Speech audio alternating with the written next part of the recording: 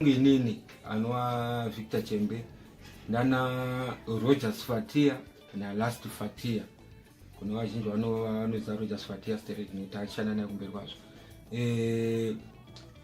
Vakaumba bhendi ravo. Bhendi raumbwa kudaro infact raiva richiitirwa pamba panapa.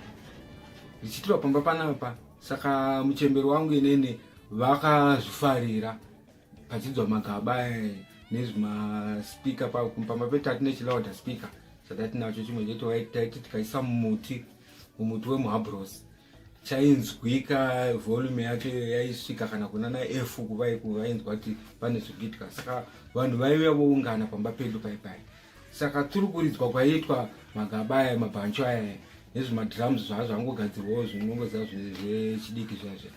Saka inini nemufana wangu George Chembe naJabulani Chimiti takawanika tangozvipawo nguva yekuti ngatitsvagei matambiro atinoita akafanana.